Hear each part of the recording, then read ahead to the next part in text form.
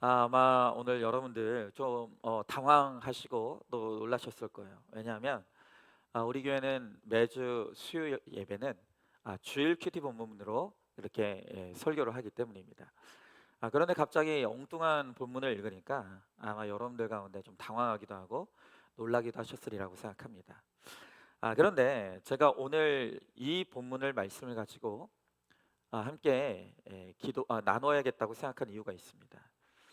뭐 이미 오늘 본문 말씀의 제목을 봐서도 그렇고 또 우리가 본문을 봐서도 아시겠지만 오늘 이 설교의 주제는 기도에 관한 것입니다. 지난주 수요 예배 때 지난번에 오셨던 네팔 선교사님을 통해서 지금 우리 교회가 직면한 문제에 대해서 진단해 주셨던 것을 제가 함께 나눴었습니다. 그 네팔 선교사님은 지금 우리 교회는 머리는 말씀으로 꽉 차 있는 것 같다고 말씀하셨어요. 근데 머리는 이미 말씀으로 꽉 차 있다는 거예요. 하나님의 뜻이 무엇인지, 또 하나님이 우리들에게 무엇을 원하시는지 우린 다 알고 있다는 거예요. 그런데 지금 우리 교회의 문제는 말씀대로 살 힘이 부족한 것. 그 말씀을 가슴으로 가지고 와서 그 말씀을 살고 누릴 수 있는 힘이 부족한 것. 이게 바로 지금 우리 안산중앙교회가 가지고 있는 한계와 문제다. 그렇게 말씀을 드렸죠. 그리고 그 말씀대로 살 수 있는 힘과 능력을 얻어야 되는데 그 능력이 임하는 통로가 바로 기도다. 그게 지난주 수요일 날 마지막에 우리가 함께 나눴던 내용이었습니다. 그런데 제가 지난주에 기도하던 중에 하나님께서 갑자기 저에게 깨닫게 하신 것이 하나 있었습니다. 그것은 지금 이 기도의 문제에 있어서 우리 성도들의 진짜 문제는 뭐냐면 기도 안 하는 것도 문제이지만 더 본질적인 문제. 그러면 왜 우리 성도들이 기도하지 않는가? 이 정말 기도에 있어서 본질적인 문제는 지금 우리 안에 기도하지 않아도 괜찮다고 생각하는 그런 마음이 있다. 기도해야 된다는 거 알아요. 기도가 필요하다는 거 알아요. 근데 지금 우리 마음에 어떤 마음이 있냐면 기도 안 해도 괜찮다고 생각하는 거예요. 여러분 정말 그렇지 않습니까? 여러분 왜 기도 안 하세요? 기도 안 해도 살만하니까 기도 안 하시는 거죠. 기도하지 않아도 얼마든지 살 수 있다고 생각하기 때문에 기도 안 하는 거예요. 여러분 그렇죠? 여러분 숨 안 쉬면 살 수 있습니까? 못 살죠. 그러니까 여러분들은 목숨 걸고 숨을 쉬는 거예요.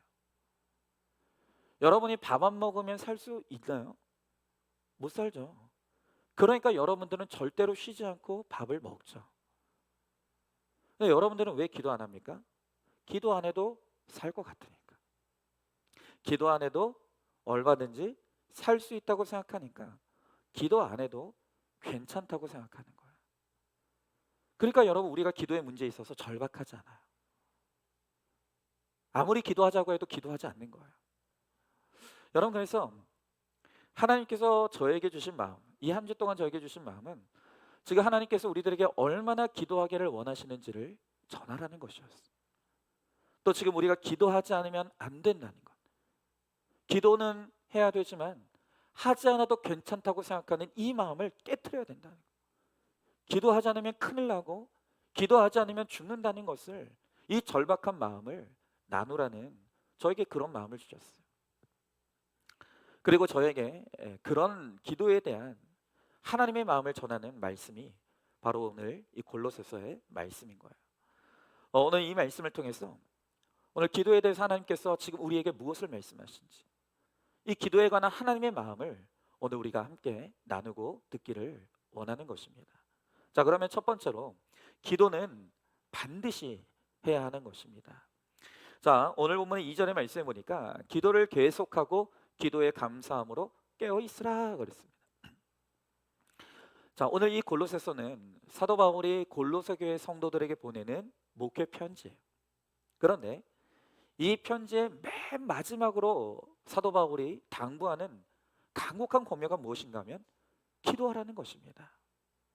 자, 그런데 바울은 이 골로새 교회 성도들에게 단순히 그냥 기도하라고 말하고 있는 게 아니에요. 그는 기도를 하되 기도를 계속하라고 합니다. 그리고 기도에 감사함으로 깨어 있어야 한다고 말하는 거예요. 여러분 지금 기도를 계속하라는 말은 말 그대로 기도를 중단하면 안 된다는 말이죠. 그런데 그 뒤에 나오는 기도에 깨어 있으라는 말도 똑같아요. 여러분, 이 깨어 있으라는 말의 헬라어 문법을 보면 현재 능동 분사예요. 그러니까 이 말의 의미는 무엇이냐면 어떤 행위를 중단하지 않고 계속해서 이어나가는 것을 뜻하는 거예요. 자, 그러니까 기도에 깨어 있으라는 뜻의 정확한 의미는 뭐냐면 기도에 있어서는 잠들면 안 된다는 거예요. 기도에 있어서는 잠들면 안 되고 계속해서 깨어서 끊임없이 기도해야 된다는 의미, 잠들면 안 된다는 의미가 바로 이 기도에 깨어 있으라는 말의 정확한 의미인 거예요. 여러분, 잠들지 말고 깨어 기도하라. 오늘 이 말씀은요, 바울의 권면이 아니에요. 바울 안에 계시는 하나님께서 오늘 이 말씀을 읽는 우리 모두에게 주시는 하나님의 명령인 거예요. 잠들지 말고, 기도에 있어서 잠들지 말고 깨어서 기도하라. 여러분, 예수님께서 십자가에 달려 돌아가시기 전에 그 겟세마네 동산에서 마지막으로 기도하셨죠. 그때 같이 갔던 제자들에게 예수님께서 하셨던 말씀도 바로 그 말씀이에요. 여러분, 마태복음 26장 40절 41절에서 예수님이 기도하다 잠들어 있는 제자들을 향해서 이렇게 말씀하시죠. 너희가 나와 함께 한 시간도 이렇게 깨어 있을 수 없더냐? 시험에 들지 않게 깨어 기도하라. 깨어 기도하라. 여러분, 지금 골로새 교회 성도들에게, 그리고 제자들에게, 그리고 우리들에게 오늘 우리 예수님께서 간곡하게 권면하시는 것이 무엇입니까? 기도에 있어서는 잠들면 안 된다는 거예요. 깨어나라는 거예요. 기도하라는 거예요. 기도를 중단하면 안 된다고 말씀하시는 거예요. 자, 여러분, 왜 기도에 잠들면 안 됩니까? 왜 기도에 있어서는 우리가 자면 안 됩니까? 계속 기도해야 됩니까? 그것은 이 기도에 우리의 영적 생명력과 직결되어 있기 때문인 것이죠. 여러분, 우리가 기도하지 않고 산다는 것은 굉장히 심각한 것이고 위험한 것이에요. 여러분, 그렇기 때문에 기도하지 않아도 괜찮다고 생각하는 그 마음, 그래서 지금 기도하지 않는 것은 하나님 앞에 매우 큰 죄가 된다는 사실을 여러분들 아셔야 돼요. 여러분, 그러면 우리가 기도하지 않을 때 어떤 일이 일어나죠? 여러분, 우리가 기도하지 않고 기도가 중단되고 기도에 잠들게 되면 어떤 일이 일어나면 우리가 영적으로 노쇠해져요. 영적으로 늙어진다고요. 영적으로 늙어지면 무기력이 찾아옵니다. 여러분, 영적으로 노쇠하여 무기력해지면 어떤 일이 일어나냐? 힘이 없으니까 사단이 공격하고 유혹할 때 이길 수가 없어요. 시험을 이길 수가 없는 거예요.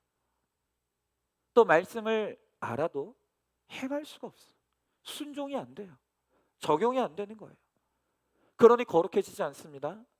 구원도 이룰 수가 없어요. 여러분, 이 모든 일들이 왜 일어난다고요? 기도하지 않는 것에서 일어난다고. 기도하지 않아도 괜찮다고 하는 그 마음이 우리로 하여금 기도에 깊이 잠들게 만들고, 기도하지 않으면 우리의 영혼이 노쇠해지고 무기력해져서 사단의 시험에도 무방비가 되고, 아무리 말씀을 깨달아도 적용도 안 되고 순종도 안 돼. 그러니 신앙의 성장이 일어나지를 않는 것이죠. 여러분, 제가 여러분들에게 제 개인적인 자랑을 좀 하나 해야 될 것 같아요. 그게 뭐냐면, 여러분들은 잘 모르시겠지만 제가 정말 평소에 제 컨디션 관리를 정말 눈물 나게 합니다. 일단 저는요, 그냥 매일 다이어트해요. 매일 다이어트 합니다. 여러분, 그냥 이 몸이 그냥 유지된다고 생각하시죠? 매일 다이어트해요. 제가요, 먹을 거 진짜 좋아합니다. 제가 마음 먹으면요, 공깃밥 3그릇 그냥 먹습니다. 그런데 안 먹어요. 과식하지 않고요, 소식합니다. 야식 끊어버렸습니다. 간식도 안 먹어요. 여러분, 예전에 제 인생의 낙이 뭐였냐면 점심 먹고 믹스커피 딱 한 잔, 그 동서 믹스커피 따가지고 그거 탁, 제가 늘 말씀드렸죠. 제가 술을 먹습니까? 담배를 피입니까? 그 믹스커피 한 잔, 저는요 하루에 그 커피도 믹스커피 딱 한 잔만 먹어요. 절대 2잔 이상 마시지 않습니다. 2잔 먹지 않습니다. 근데 어느 날 제가 병원 갔더니 고지혈이 있다는 거예요. 내가 왜? 근데 의사 선생님 하시는 말씀이 점심 먹고 바로 먹는 그 믹스 커피가 굉장히 안 좋다는 거예요. 그날로 끊었어요.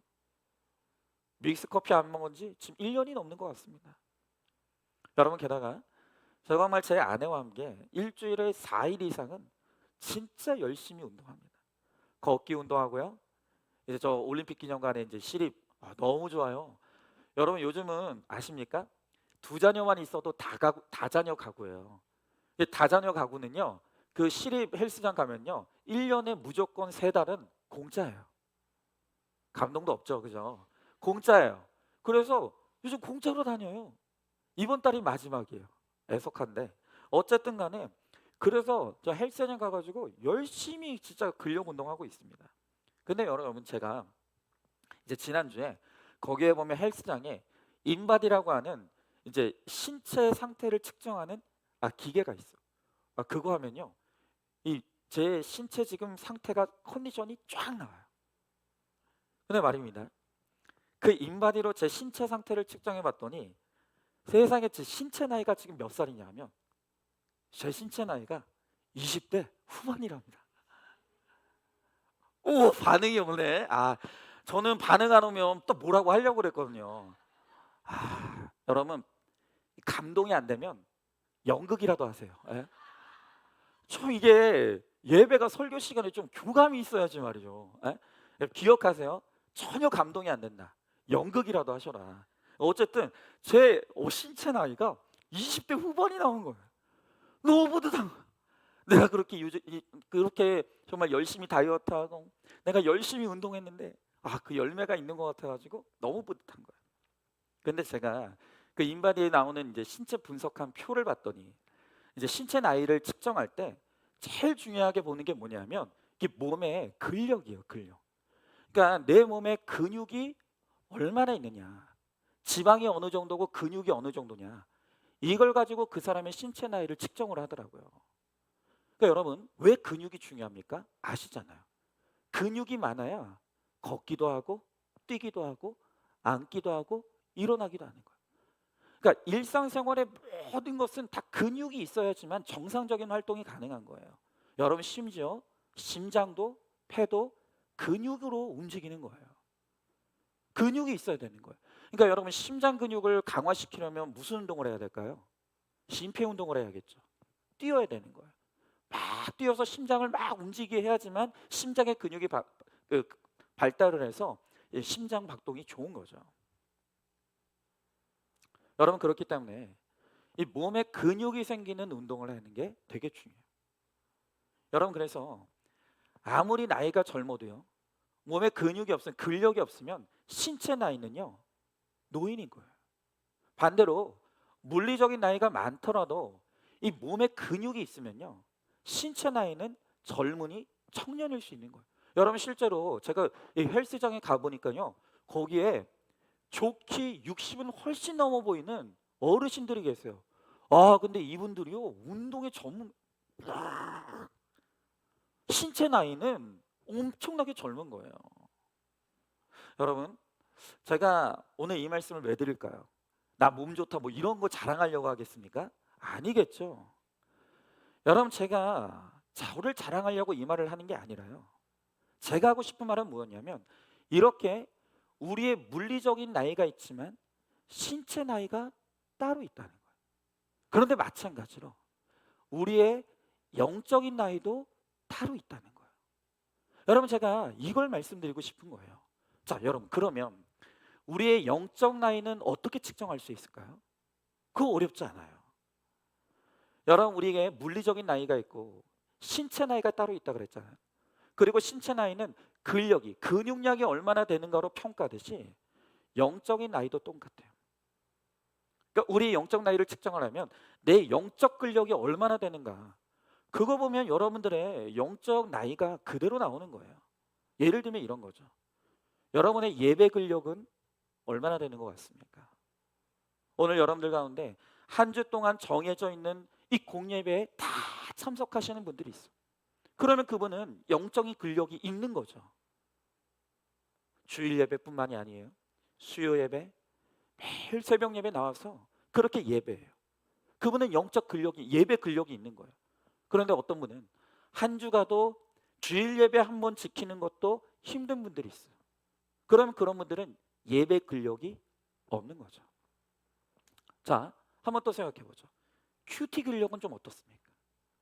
오늘 여러분들 가운데 매일 말씀을 펴고 가만 말씀을 큐티 하시는 분들이 있어요. 매일.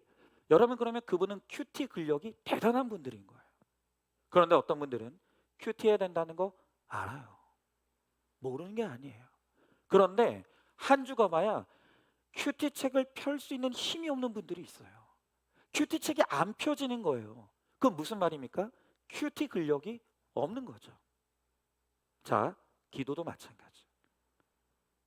여러분 기도하십니까? 어떤 분들은 매일 기도하시는 분들이 있어요. 1시간 기도하시는 분들이 있어요. 그런 분들은 기도 근력이 어마어마한 분들이죠. 그런데 어떤 분들은 기도해야 된다는 거 알아요. 기도해야 된다는 부담이 있어요. 그런데 기도가 안 돼요. 기도의 자리로 나와지지 않고 기도하지를 않아요. 여러분 그러면 뭡니까? 기도 근력이 하나도 없는 거예요. 여러분 지금 어떤 분은 물리적인 나이는 많아요. 그런데 영적인 근력은 그 누구보다도 젊고 싱싱한 분들이 있어요. 물리적인 나이는 신체는 노쇠해져 있지만 영적인 근력이 너무나 대단하기 때문에 영적인 나이는 너무나 젊고 싱싱한 분들이 있다는 거예요. 그런데 반대로 어떤 분들은 물리적으로나 신체적으로나 젊어요. 강건해요. 그런데 반대로 영적인 근력, 영적 근육이 하나도 없어요. 그래서 예배도 안 되고 큐티책 하나 필 힘도 없고 기도 자리에 엎드려서 기도할 수 있는 힘이 아무것도 없는, 영적인 근육이 다 빠져 있는 그런 분들이 있다는 거예요. 여러분 그런 분들은 영적으로 노인들이죠. 노인인 거예요. 여러분 이렇게 영적으로 근육이 다 빠지고 노쇠해져 있으니까 말씀을 알아도 말씀대로 살아낼 힘이 하나도 없어요. 왜 그렇다고요? 근육이 없으니까. 근육이 없으니까 말씀의 적용과 순종이 안 되는 거예요. 그러니 무슨 변화가 일어나겠습니까? 무슨 성장이 있겠습니까? 그러니까 무슨 성숙이 있겠습니까? 사명 감당할 수 없는 거예요. 아무것도 할 수 없는 깊은 영적 무기력에 빠져 있을 수밖에 없는 것이죠. 여러분, 이 사무엘상에 보면요, 엘리 제사장이라는 사람이 나와요. 여러분, 이 엘리 제사장은 직분은 제사장인데 성경을 보면 그는 하나님의 진노의 대상이었어요. 아니 도대체 제사장인데 어떻게 하나님의 진노의 대상이 될 수 있는가? 이 사무엘상 4장 18절의 말씀에 보면 성경은 이 엘리 제사장에 대해서 이렇게 기록하고 있어요. 자, 성경을 보면 엘리 제사장이 나이가 많고 비대한 까닭이라 그가 이스라엘의 사사가 된 지 40년이었더라 그랬어요. 자, 지금 이 엘리 제사장에서 성경이 뭐라고 말합니까? 그는 나이가 많고 비대하다 그랬어요. 여러분 여기서 비대하다는 말은 살이 쪄서 뚱뚱하다는 말이에요. 그러니까 지금 요즘 우리의 식으로 말하면 비만이라는 거예요. 비만. 이 사람의 두 가지 특징이 뭐예요? 나이가 많아요. 그리고 근육은 하나도 없고 살만 디룩디룩 찐 비만이라는 거예요. 근데 여러분 이게 이 사람의 신체의 상태를 드러내는 의미가 아니에요. 성경은 지금 이 단어를 통해서 그의 영적인 상태를 드러내고 있는 거예요. 그러니까 이 엘리 제사장이라는 사람은 어떤 사람이냐? 영적으로 늙은 사람이라는 거예요. 그리고 영적으로 근육은 하나도 없고 살만 찐 몸이 너무나 무거운 사람이었다는 거예요. 여러분 그랬더니 이 사람이 제사장인데 기도하지 않았어요. 이 사람은 제사장인데 하도 영적으로 늙어버리고 비대하니까 기도하지 않았다는 거예요. 여러분 그랬더니 어떤 일이 일어나는 줄 아십니까? 제사장이 기도하지 않으니까 일단 그의 가정에 문제가 생기는 거예요. 자녀가 둘이 있었는데 다 타락해버렸어요. 그래서 어느 날 하나님의 불이 임해서 두 자녀가 다 죽었어요. 가정이 망한 거예요. 그리고 엘리 제사장이 제사장으로 있던 그 시대에 이스라엘이 영적으로 완전히 암흑기에 빠져들어간 거예요. 왜요? 제사장이 기도 안 하니까. 가정이 망하고 나라가 망하는 거예요. 여러분, 그런데 이런 엘리 제사장이 기도하지 않음으로 말미암아 가정이 무너지고 나라가 무너지는 걸 옆에서 어린 사무엘이 다 지켜봤어요. 사무엘 선지자가 그걸 다 지켜봤어요. 그리고 그것을 통해서 이 사무엘이 영적으로 대단히 중요한 교훈을 하나 깨닫게 되는 게, 그게 뭐냐면, 기도하지 않는 건 죄구나. 기도하지 않는 건 죄구나. 영적으로 늙고 뚱뚱해서 기도하지 않는 결과로 가정도 교회도 나라도 망하는 것이구나. 기도하지 않는 건 죄구나.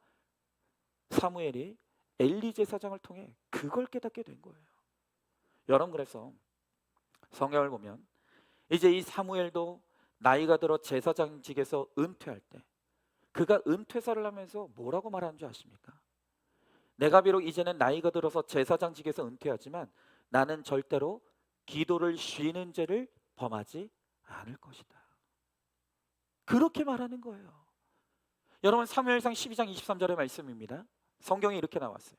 나는 너희를 위하여 기도하기를 쉬는 죄를 여호와 앞에 결단코 범하지 아니하고. 여러분 보세요. 사무엘 선지자가 기도를 쉬면 안 된다는 거, 기도를 쉬는 것이 하나님 앞에 죄라는 것을 어떻게 알게 됐다고요? 엘리 제사장이 기도하지 않는 걸 보고 그걸 깨달았다고요. 제사장이 기도하지 않았더니 가정이 무너졌어요. 교회가 무너지더라는 거예요. 나라가 무너지는 거예요.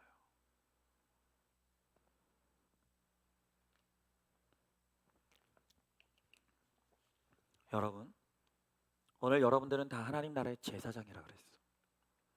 하나님께서 여러분들을 다 제사장으로 세우셨다. 여러분, 기도하고 있습니까? 여러분, 지금 가정을 위해 기도하고 있나요?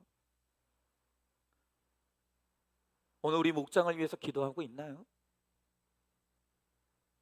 교회를 위해서 계속 기도하고 있습니까? 나라를 위해서 기도하고 있습니까? 기도하지 않으면 망해요.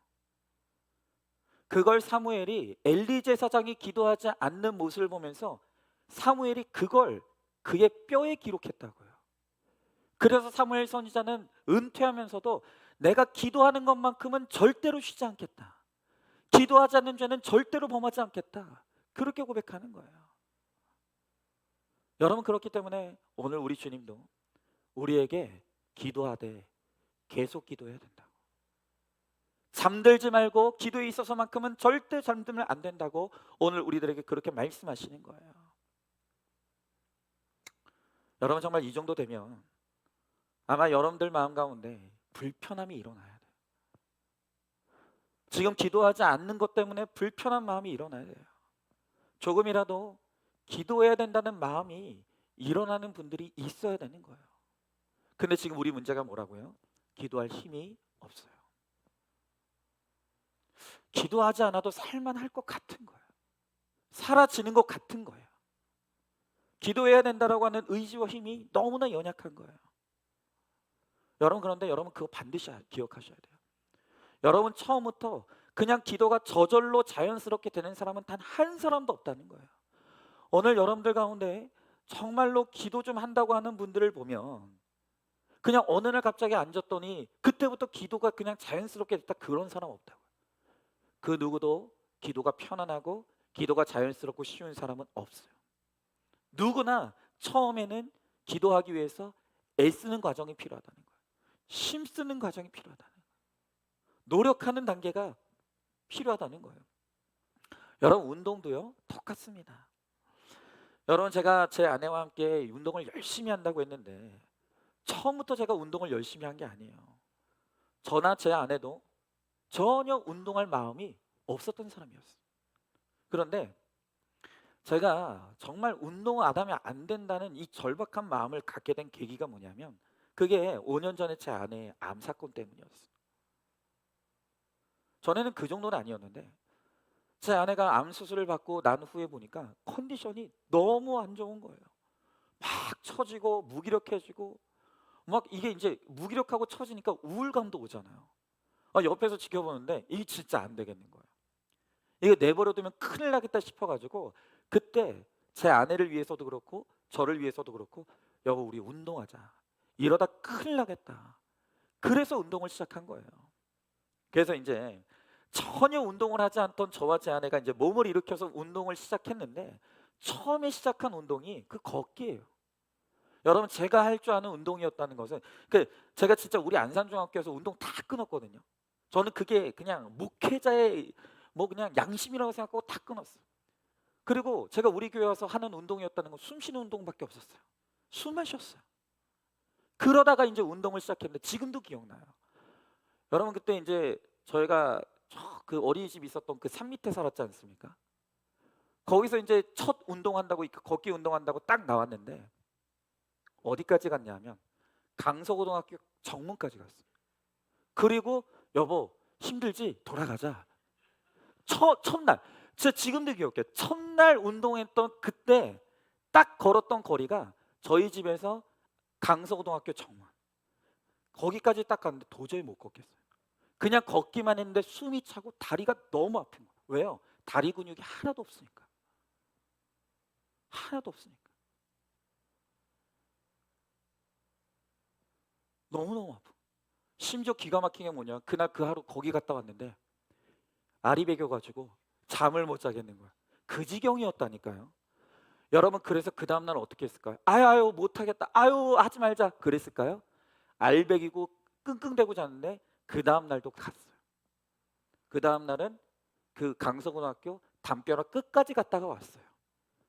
또 나갔어요. 또 나갔어요. 그렇게 운동을 계속하고 나니까 점점 다리에 근육이 생겨요. 힘이 붙어요. 그러면서 이제는요 저와 제 아내가 2시간을 걸어도 끄떡없어요. 2시간을 걸어도 끄떡없을 만큼 근육이 짱짱하게 생겼어요. 아 여러분 정말 할 수만 있으면 제 다리 근육 한번 만져보시라고 말씀드리고 싶은데 얼마나 그냥 진짜 이런 과정이 있었다고요. 기도도 마찬가지. 여러분 정말 이런 표현 써서 죄송한데 기도한다고 하면서 날로 잡수시려고 하는 분들이 있다고요.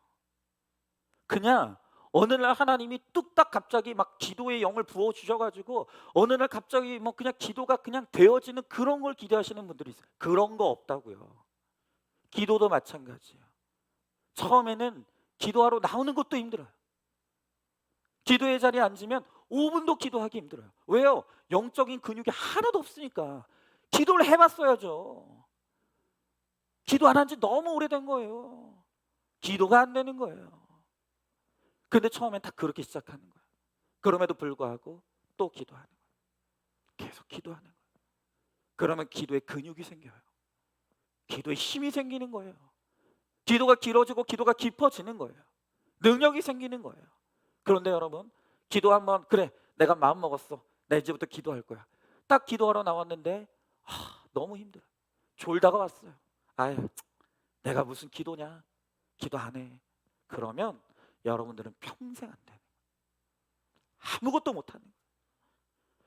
같은 예수를 믿으면서도 어떤 사람들은 정말 믿음의 풍성한 차원의 그런 은혜들을 누리며 살아가는데 어떤 사람들은 같은 예수를 믿는데 전혀 아무것도 누리지 못하고 체험하지 못하는 무기력한 신앙생활을 할 수밖에 없는 거예요.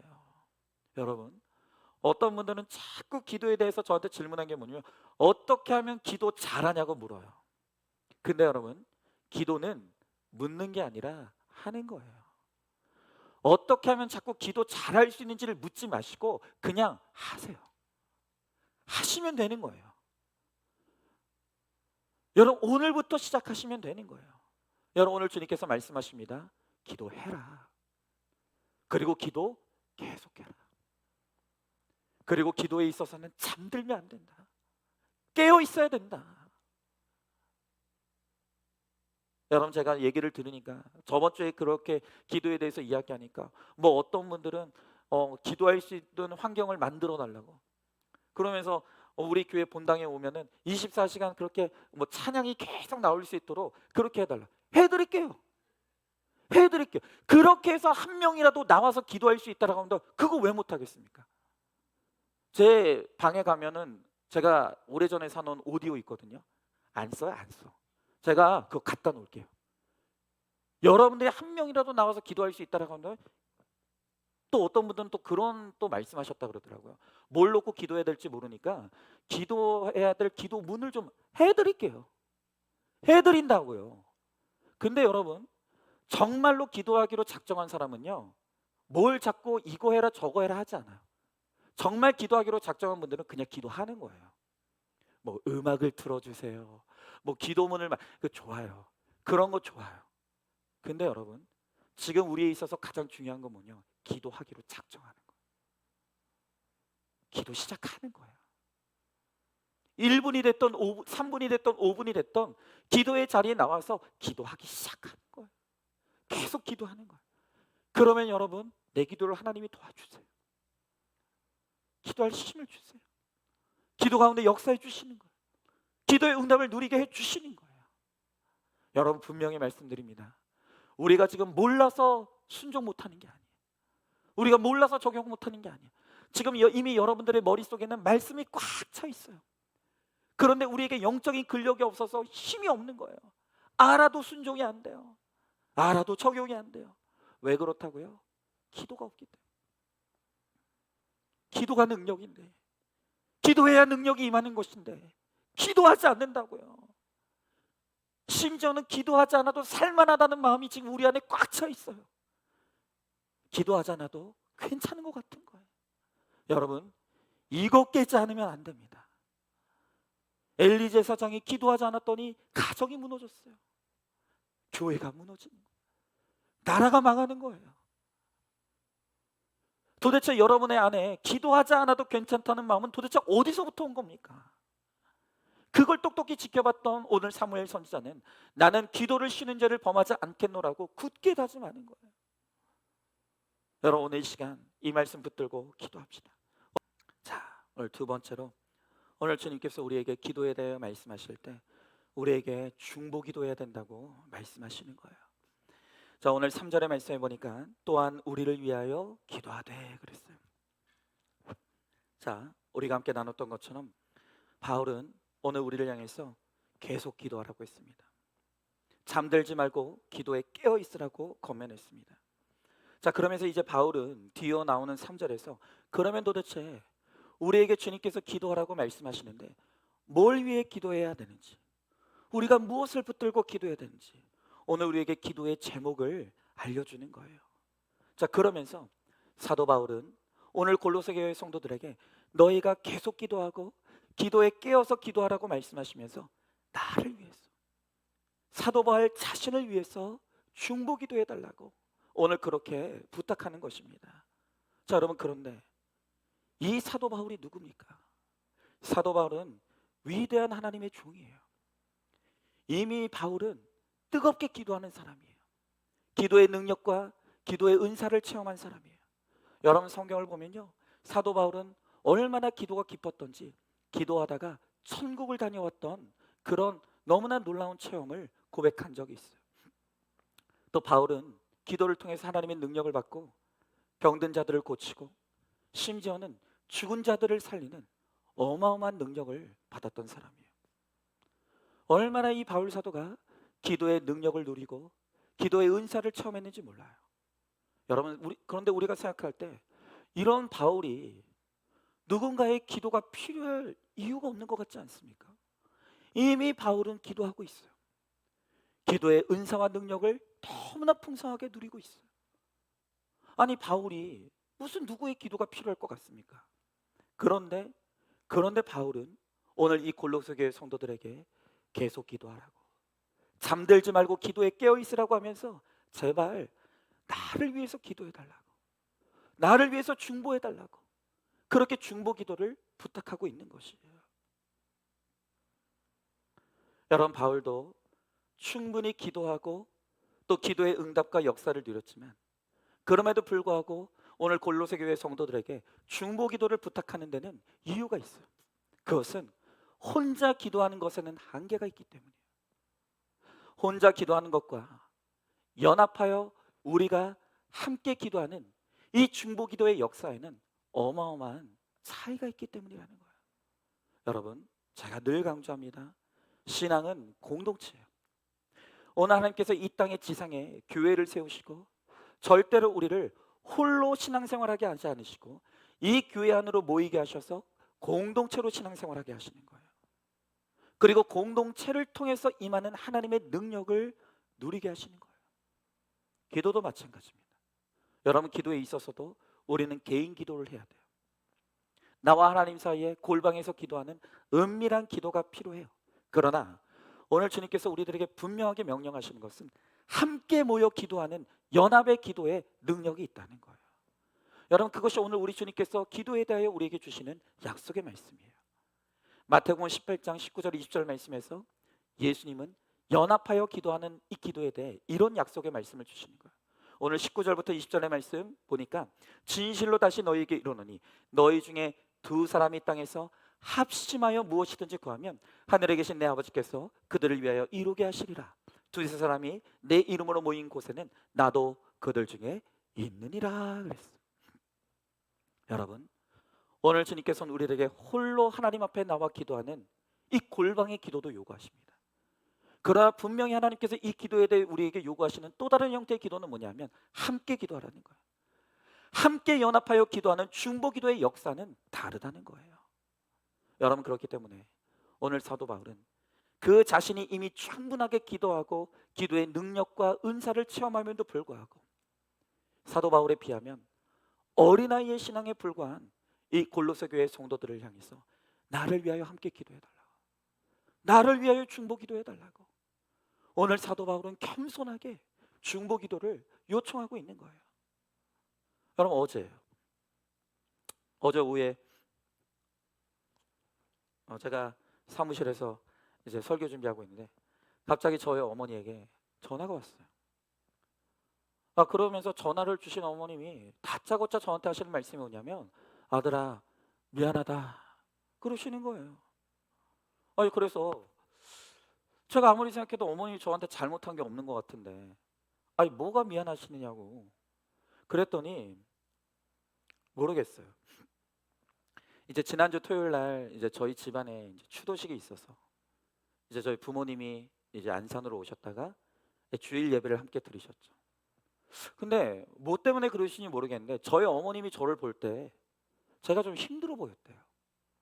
힘들어 보였다는 거예요.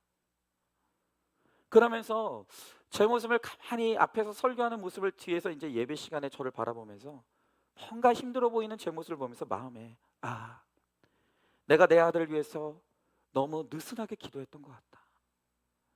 내 아들이 저렇게 하나님 앞에 몸부림치면서 사역하고 있는데 내가 너무 느슨하게 기도해서 저 아들이 저렇게 힘든 것 같다. 마음에 죄책감이 드셨다는 거예요. 그러면서 목회하는 아들을 위해서 내가 더 간절하게 기도했어야 되는데 내가 기도하지 않아서 네가 좀 힘든 것 같다. 그러면서 저를 위해서 내가 더 간절히 기도하겠다고. 어제 갑자기 그렇게 말씀하시는 거예요. 근데 여러분, 제가 나이가 이제 40이 훌쩍 넘은 저도 이제 어엿한 어른이잖아요. 가장이에요. 여러분, 저 담임 목회하는 목사입니다. 저요 매일 1시간 이상 기도하는 사람이에요. 여러분, 그런데도요 참 이상하죠. 이제 나이 들어서 노쇠해서 은퇴하신 어머님이 저를 위해서 기도해 주시겠다고 하는 그 말이 그렇게 안심이 되는 거예요. 그렇게 안심이 되는 거예요. 너무 좋은 거예요. 그래서 제가 어머니한테 고맙다고, 저를 위해서 기도해 달라고, 그렇게 저를 위해서 기도해 주시겠다는 그 어머님의 말씀이 저에게 큰 힘과 위로가 되는 거예요. 여러분, 저도 기도가 필요해요. 제가 목사고 저도 충분히 기도하는 사람이고 정말 기도의 깊은 차원으로 들어가서 기도하고 있음에도 불구하고 저도 기도가 간절히 필요한 사람이에요. 그러면 여러분의 자녀는 지금 얼마나 기도가 필요하겠습니까? 여러분의 배우자들은 얼마나 기도가 필요하겠습니까? 여러분의 부모 형제들은 얼마나 기도가 필요하겠습니까? 여러분의 목장의 목원들, 오늘 우리 교회 이 지체들은 얼마나 여러분들의 기도가 필요하겠냐는 거예요.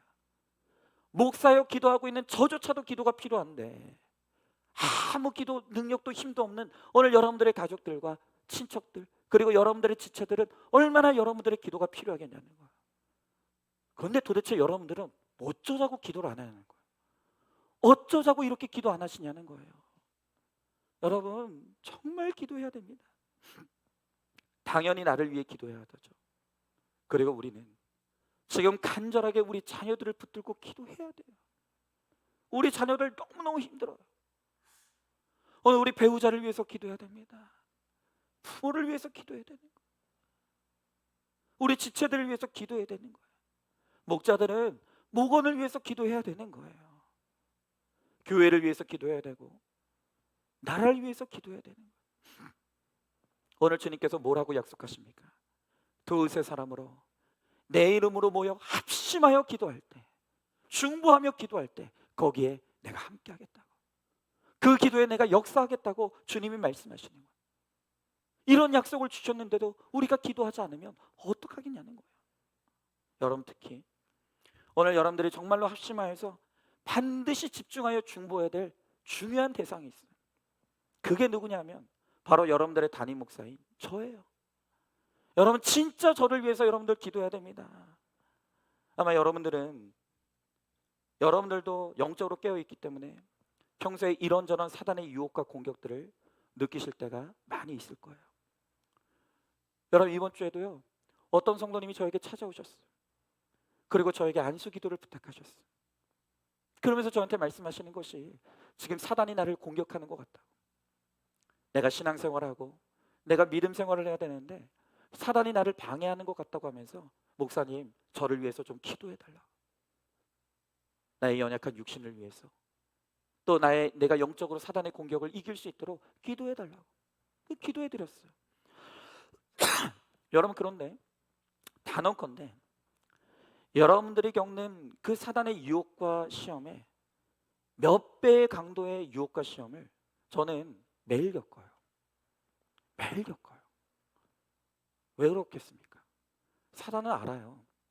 사단은 교회 지도자 한 사람만 넘어뜨리면 성도 한 명 넘어뜨리는 것에 몇 배의 효과가 있다는 것을 사단이 너무 잘 알아요. 여러분 그렇기 때문에 사단은요 모든 성도들을 공격하고 시험 들게 하고 유혹하지만 그 가운데서도 교회 지도자를 향해서 집중적으로 유혹하고 시험에 들도록 끊임없이 공격하는 거예요. 여러분 그래서 저는요 기도할 때마다 정말 시험에 들지 않게 달라고, 하나님 나를 사단의 유혹과 공격으로부터 지켜달라고, 하나님 제발 나를 보호해달라고, 하나님 환경으로 나를 좀 지켜달라고 날마다 정말 얼마나 간절하게 기도하는지 몰라요. 그런데 제가 느끼는 거예요. 저 혼자만의 기도로는 너무너무 부족한 거예요. 여러분 그래서 저는 한 분이라도 저를 위해서 목사님 기도하고 있습니다, 기도하겠습니다, 그런 한 분이 제가 너무너무 간절한 거예요.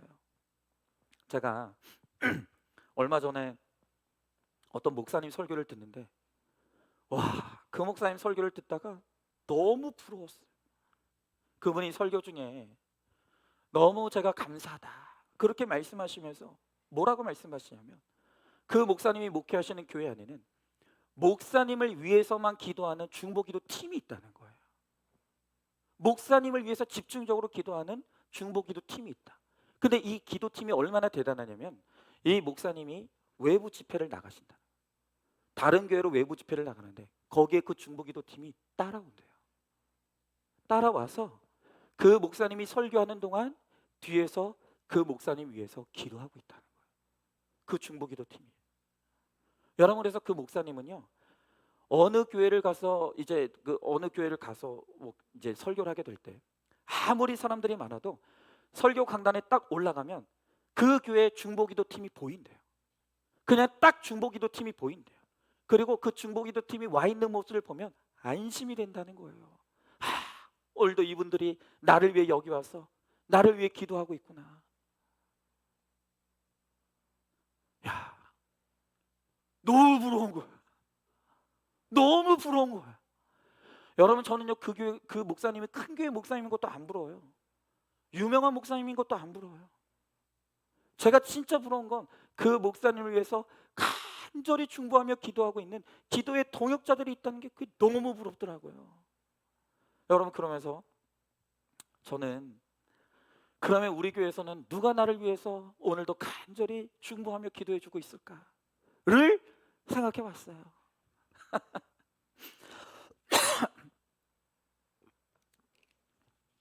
여러분, 용서하고 들으세요. 제가 절대 비교하려고 말하는 게 아니에요. 그러니까 저는 잘 모르니까.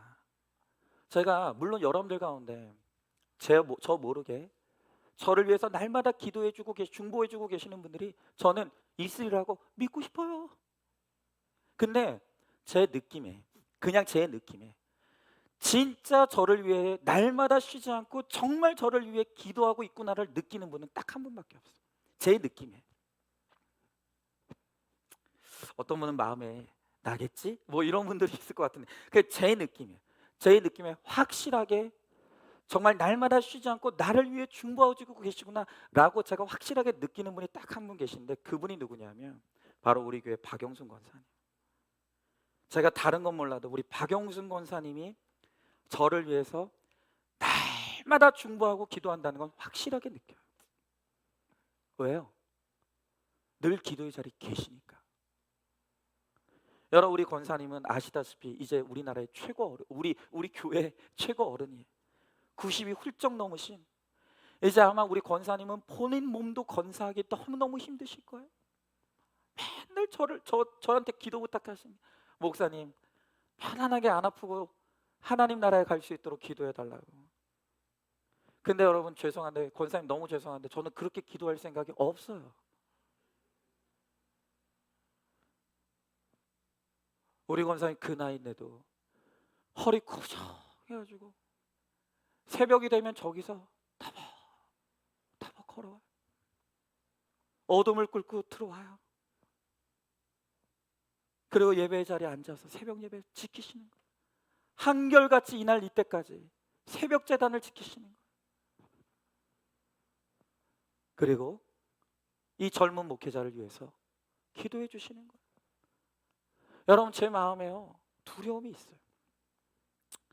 하나님이 채워주실 것 알면서도 두려움이 있는 게 뭐냐면, 우리 권사님이 이렇게 한결같이 이 연세에도 그 새벽을 빠지지 않고 목숨을 걸고 나와서 나를 위해서 기도하시는데, 우리 권사님 하나님이 불러가시면, 우리 권사님 없으면 그럼 누가 나를 위해서 기도할까? 여러분, 심지어 무섭기까지. 여러분, 그래서 저는요, 정말 아직까지 너무너무 우리 권사님의 기도가 필요해요. 그래서 맨날 우리 권사님은 저한테, 아유 목사님, 아유 너무 힘들다, 하나님 안 아프고 좀 하나님 나 좀 불러주시도록 기도해달라고. 근데 여러분, 저는 그렇게 기도할 생각이 없어요. 제가 믿음이 없어서 그런지 모르겠는데, 우리 권사님 하면 나를 위해서 이렇게 날마다 잊지 않고 기도해 줄 사람이 우리 교회에 누가 있을까? 그런 생각이 드는 거예요. 그래서 저는, 하나님, 우리 권사님 아직 저를 위해 기도해야 될 사명이 있으신 것 같다. 조금만 더 오래 살게 해달라고. 그렇게 기도하는 거예요. 여러분, 저 진짜 엄살 떠는 게 아니에요. 저 진짜 엄살 떠는 게 아니에요. 여러분, 제 안에 젊음의 혈기가 있어요. 죄의 유혹과 시험이 있어요. 근데 제 기도만으로는 이걸 이길 수가 없어요. 하여튼 여러분, 진짜 여러분들 기도 안 하시는데 제가 어느 날 시험에 걸려서 넘어지면 여러분 때문이라는 것만 아세요. 미리 약치는 거예요, 제가. 여러분들은 몰라요. 제가 교회 지도자이고 목회자이기 때문에 사단이 얼마나 끈질기고 강력하게 저를 끊임없이 시험에 들게 하고 끊임없이 저를 유혹하고 끊임없이 공격하는지 여러분들은 목회자가 안 돼봤으니까 죽었다 깨어나도 몰라요. 진지하게 하시겠죠. 아유, 우리 목사님 힘들겠다, 목회하시니까 힘들겠다, 여러분들 진지하게 하시겠지만 여러분들은 목회자가 안 돼봤기 때문에 그 사단이 얼마나 끈질기게 강력하게 공격하는지 여러분들은 모른다고요. 저는 매일매일이 위기예요. 제 힘만으로는 버틸 수가 없어요. 하여튼 여러분들은 제가 엄살을 떤다고 생각하시죠? 진짜 아니에요.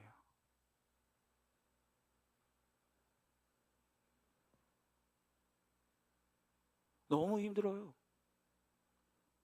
여러분, 목회의 짐이 너무 무거워요. 저에게 시각각 찾아오는 죄의 유혹이 너무 힘들어요.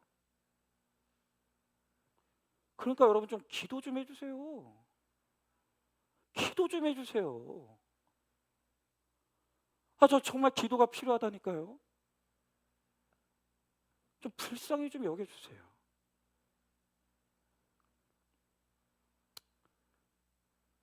여러분, 근데 이게 저뿐이겠습니까?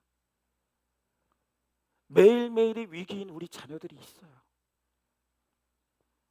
매일매일이 위기인 우리 배우자들이 있다고요. 매일매일이 위기인 우리 목원들이 있어요. 여러분, 우리 지체들 가운데 정말 매일매일이 정말 그 하루를 살아내는 게 너무나 힘든 지체들이 있다고요. 그래서 저는 기도할 수밖에 없어요. 여러분, 진짜 좀 부탁드리는데 제발 제가 오늘 여러분들에게 드리는 이 말씀을 빈말로 여기지 마시고, 저는 정말 매일이 위기라니까요. 내가 도대체 이 목회 사역을 언제까지 감당할 수 있을까? 목회의 짐이 너무 무겁게 느껴지고, 목회자로서 저에게 시각각 사단이 주는 죄의 유혹들, 시험들이 너무 힘들어요. 오늘 넘어질지 내일 넘어질지, 내가 오늘 포기하고 두 손 들고 이 목회를 그만둘지 저도 장담할 수 없다니까요. 여러분, 기도해 주십시오. 두세 사람이 모여서, 두세 사람만 모여서 기도해도 하나님께서 거기에 역사하시겠다고 하는데, 제가 느끼는 건 우리 김순영 권사님 외에는 저를 위해서 진심으로 매일마다 간절하게 기도해 주는 사람이 느껴지질 않아요. 외로워요. 두려워요. 힘들어요. 이 젊은 목회자가 끝까지 정말 죄에 넘어지지 않고 내가 이 길을 끝까지 갈 수 있을까? 너무 두려워요. 여러분, 기도해 주십시오. 기도해 주십시오. 저는 여러분들의 기도가 필요합니다. 그리고 여러분들의 가정의 자녀들, 여러분들의 기도가 필요해요. 오늘 우리 배우자들, 오늘 우리 지체들은 누군가 나를 위해 기도해 줄, 그 기도 진심 어리게 기도해 줄 그 기도의 동역자들이 필요하다는 거예요. 마지막 세 번째로, 오늘 주님께서 우리에게 기도를 말씀하시면서 전도의 문이 열리도록 기도해야 된다고 말씀해 주십니다. 자, 오늘 3절부터 4절의 말씀을 제가 읽어보도록 하겠습니다. 또한 우리를 위하여 기도하되 하나님이 전도할 문을 우리에게 열어주사 그리스도의 비밀을 말하게 하시기를 구하라. 내가 이 일 때문에 매임을 당하였노라. 그리하면 내가 마땅히 할 말로써 이 비밀을 나타내리라 그랬습니다. 자, 오늘 바울 사도는 이 골로새 성도들에게 기도해야 된다고 했습니다. 계속 기도해야 된다고, 기도에 잠들지 말고 깨어 있어야 된다고 했습니다. 그러면서 바울 사도는 나를 위해 기도해 달라고, 중보해 달라고 기도했죠. 그리고 이제 사도 바울은 한 가지 중요한 기도 제목을 더 주고 있어요. 그것은 바로 전도의 문이 열리기를, 전도의 문을 하나님이 열어주시기를 위해서 우리가 기도해야 된다고 말씀하시는 거예요.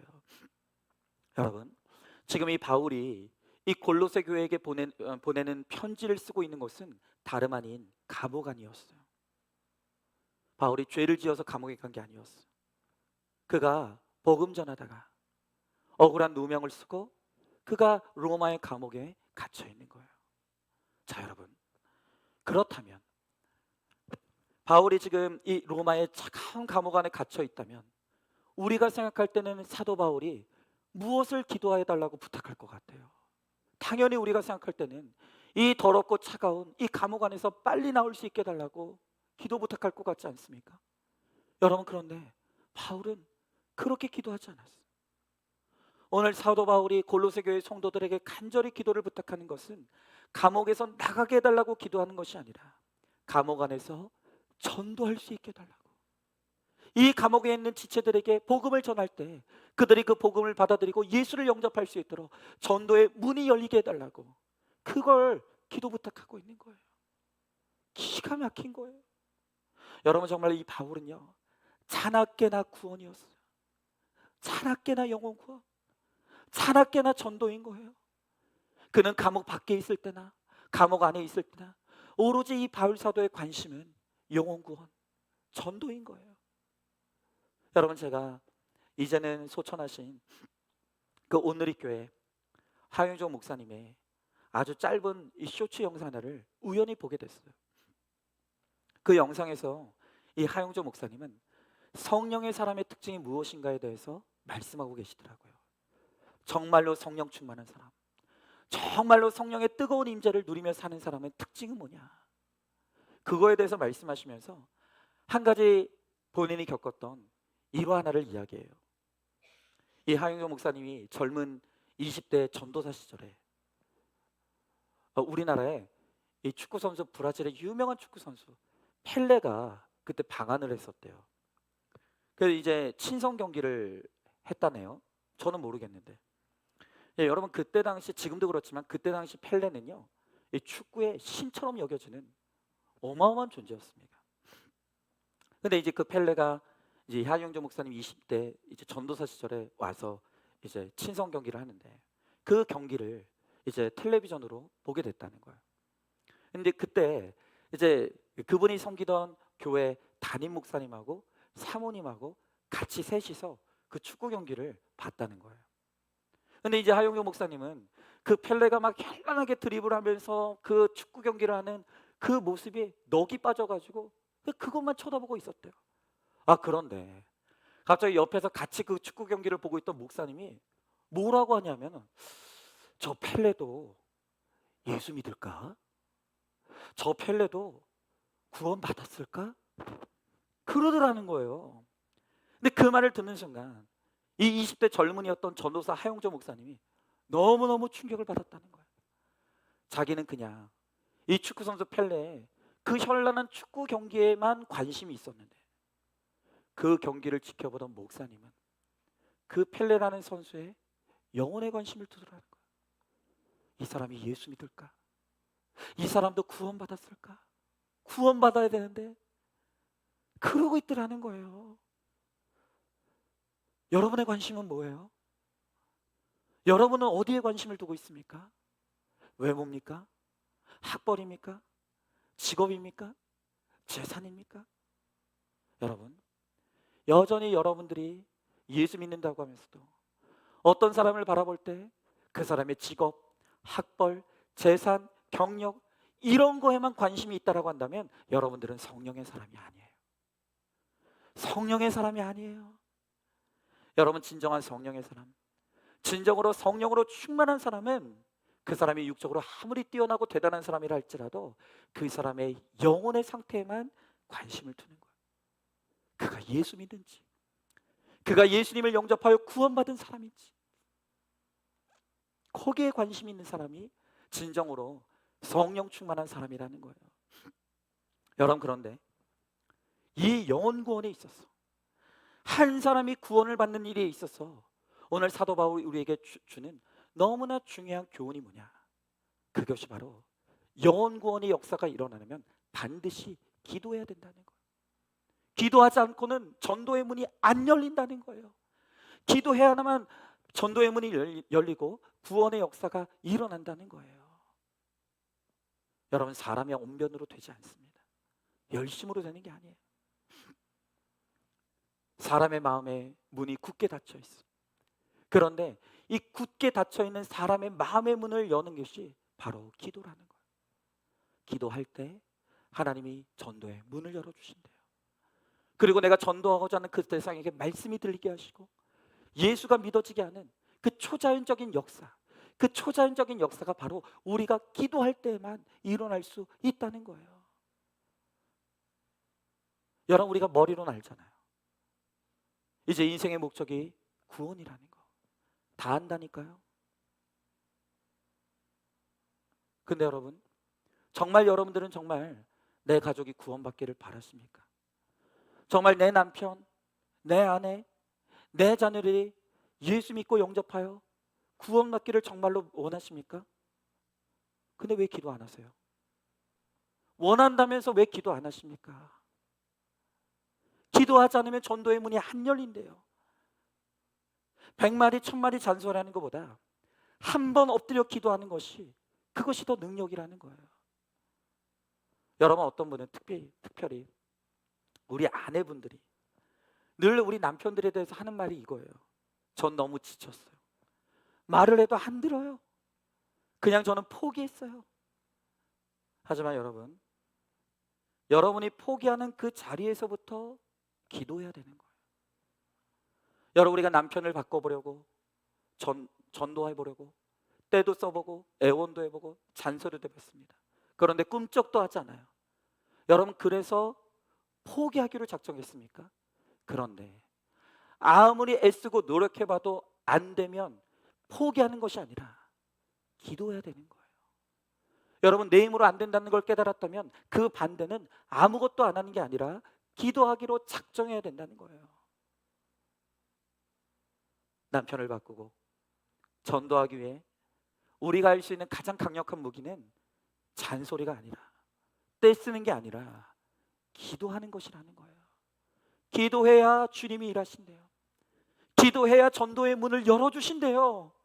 기도해야만 절대로 변하지 않을 것 같은 우리 남편들에게 말씀이 들리고 하나님이 믿어지는 전도의 역사가 일어나게 된다는 거예요. 여러분, 그렇기 때문에 오늘부터 정말로 구원받기를 원한다면 말로만 우리가 떠들 것이 아니라 이제는 기도해야 되는 거예요. 기도하는 사람만이 진정으로 구원을 원하는 사람인 거예요. 아마 여러분들이 그 이야기를 아시는 분들이 있을 거예요. 어떤 아내 되는 집사님이 남편이 구원받기를 간절히 원했어요. 근데 아무리 애를 써도 이 남편이 꿈쩍하지 않는 거예요. 그래서 이 아내가 그때부터 새벽마다 기도하러 가면서 남편의 구두를 보자기에 싸들고 그 구두를 가슴에 품고 날마다 새벽마다 남편의 구원을 놓고 기도했다는 거예요. 하나님, 내 남편의 구두가 여기 먼저 와 있습니다. 이곳에 내 남편의 발도 들어오게 해주시옵소서. 저는 남편을 사랑합니다. 남편이 구원받기를 원합니다. 이곳에, 이 구두의 주인이 이곳에 오게 해달라고. 제발 그의 발이 여기 오게 해달라고 날마다 기도했다는 거예요. 그러기를 몇 년을 기도했는데 드디어 그 구두의 주인이 그 구두를 신고 그 교회에 왔다는 그 간증을 아마 들으신 분들이 있을 거예요. 여러분, 그렇죠? 사랑합니까? 사랑한다면 기도해야 되는 거예요. 여러분, 사랑은 말로 하는 게 아니에요. 사랑은 행위예요.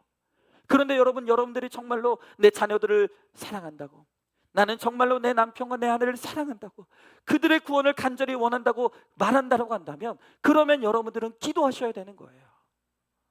말로만 사랑한다고 하고 기도하지 않는다? 그건 가짜예요. 그건 가짜예요. 여러분, 오늘 사도 바울이 뭐라고 합니까? 그 능력 있는 사도 바울이, 그 대단한 능력의 사도인 사도 바울이 오늘 뭐라고 하냐면 전도의 문이 열리도록 기도해 달라는 거예요. 사도 바울조차도 마음대로 전도가 안 되는 거예요. 사도 바울에게도 이 영혼 구원은 마음대로 안 되는 거예요. 기도해야만 되는 거예요. 그러니 오늘 사도 바울이 너희는 나를 위해서 기도할 때 전도의 문이 열리기 위해 기도해 달라. 그래서 내가 복음을 전할 때 그들에게 말씀이 들리고 그들이 예수를 영접하게 되고 그들이 예수께로 돌아와서 구원받는 역사가 일어날 수 있도록 너희는 나를 위해서 기도해 달라고. 그렇게 기도하는 거예요. 여러분, 사도 바울도 전도하기 위해서는 기도가 필요했다면 여러분들도 기도해야 되지 않겠습니까? 기도하지 않으면서 영혼 구원을 원한다고 말하는 건 가짜라는 거예요. 그건 가식이에요. 그건 거짓말이라고요. 사도 바울도 전도하려면 기도가 필요했는데, 중보 기도가 필요한데, 도대체 여러분들은 기도도 하지 않으면서 어떻게 내 가족이 구원받기를 바랄 수 있는 것입니까? 여러분, 오늘 여러분들의 기도에 내 가정의 구원이 달렸어요. 우리 교회 부흥이 달렸다고요. 기도하셔야 되는 거예요. 여러분, 정말로 저는 우리 교회가 부흥되길 원해요. 정말 우리 교회를 향한 전도의 문이 활짝 열리길 바라요. 그러려면 기도해야 된다고요. 기도해야 된다고요. 여러분 정말 이 전도의 문이 열린 교회들을 보면요, 희한한 게 있어요. 아마 여러분들도 들으셨을 거예요. 어떤 교회를 보면요, 그냥 사람이 들어왔는데 눈물이 난다는 거예요. 그냥 앉았는데 마음이 무너지더라. 찬양을 듣는데 그 찬양 속에 나도 모르게 눈물이 난다. 여러분, 이해할 수 없는 그런 은혜들이 일어나는 교회들이 있어요. 근데 그런 역사가 왜 일어나는 줄 아십니까? 그 교회는 기도가 살아있기 때문이에요. 여러분, 교회는요, 사람의 논리로는 설명할 수 없는 초자연적인 역사가 있어야 돼요. 그냥 교회를 들어왔는데 그때부터 눈물이 나. 그냥 이해할 수 없이 찬양을 듣고 있는데 그 찬양의 가사가 나에게 꽂히고, 말씀을 듣는데 그 말씀이 들리고, 그거는 사람의 논리로 이해할 수 없는 역사. 그런데 그런 역사가 어떻게 일어난다고요? 기도할 때. 기도하는 중보의 기도자들이 있을 때 그런 역사가 일어나는 거예요. 여러분, 저는요 정말 소망이, 정말 우리 안산중학교에도 누군가 그냥 우리 안산중학교에 들어오기만 해도 이해할 수 없이 눈물이 터지기 시작하고, 찬양을 듣는데 그 찬양의 가사 하나하나가 감동이 되어지고, 말씀을 들을 때 그 말씀이 나에게 들리는 말씀으로, 나에게 이르신 하나님의 음성으로 들리는 초자연적인 역사가 일어나길 원해요. 여러분, 그러려면 우리 교회에 기도가 쌓여야 돼요. 기도의 양이 차야 되는 거예요. 기도가 뜨거워야 되는 거예요. 기도가 뜨거워야지만 이 전도의 문이 열리고 하나님의 초자연적인 역사가 일어나는 것입니다. 여러분, 우리 교회 부흥에 여러분들의 기도가 달려있어요. 그래야 전도의 문이 열리는 거예요. 오늘 주님께서 우리들에게 기도하라고 말씀하시면서 전도의 문이 열리기를 위해서 기도하라고, 계속 기도하고 깨어 기도하라고. 여러분들이 기도할 때 여러분들의 가정의 전도의 문이 열리게 될 줄로 믿습니다. 오늘 우리 안산중학교의 전도의 문이 활짝 열리게 될 줄로 믿습니다. 하나님 감사합니다. 오늘도 이 기도의 자리로 우리를 불러주시고 하나님이 주신 말씀을 통해서 오늘 주님께서 우리의 심령 가운데 계속 기도해야 된다는 것을, 기도에 잠들지 말고 깨어 있어야 된다는 것을 오늘 우리에게 말씀해 주셔서 감사합니다. 하나님, 지금 오늘 우리들 가운데 기도해야 된다는 마음의 부담이 있는데 끊임없이 하나님께서 기도할 제목을 주시고 기도할 수밖에 없는 환경으로 몰아가시고, 또한 정말로 하나님께서 기도를 원하신다는 것을 끊임없이 말씀하시는데도 기도의 힘을 잃어버리고 하나님 기도하지 못하는 성도들이 있습니다.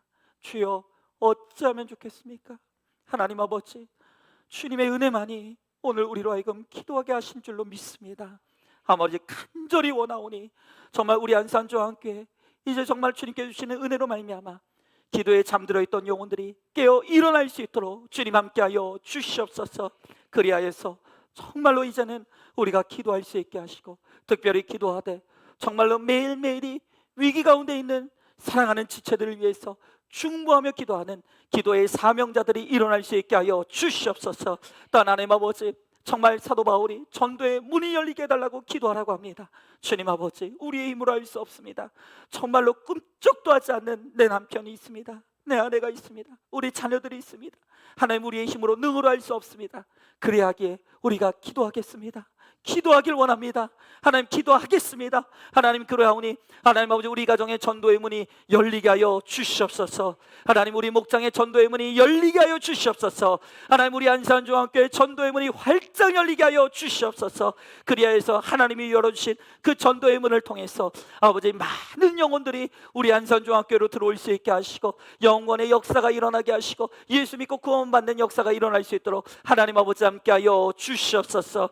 하나님 아버지, 오늘 정말로 주님께서 전환하셔서 오늘 이 말씀을 증거했습니다. 하나님, 전했습니다. 주님, 우리 각자의 심령 가운데 이 말씀이 하나님 아버지 뚫고 들어가게 하여 주시옵시고, 하나님, 기도하지 못했던 자들이 이제는 일어나 기도하게 하시고, 기도에 잠들어 있던 영혼들 하나님 깨어나게 하셔서 정말 기도하게 하주셔서 우리 안산중학교회가 기도의 열기가 뜨거워질 수 있도록, 이제 기도하는 자들이 일어날 수 있도록, 기도하는 자들을 통해서 기도의 역사가 일어나도록 우리 주님께서 함께하여 주시옵소서. 반드시 그렇게 하여 주실 줄 믿사오며 사랑이 많으신 우리 예수님 이름 받들어 기도드리옵나이다.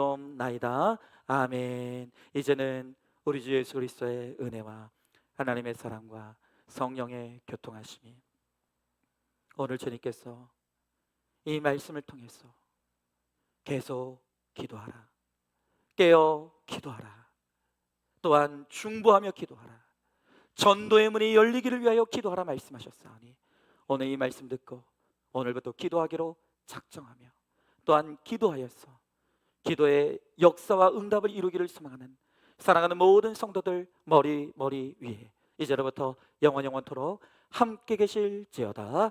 아멘.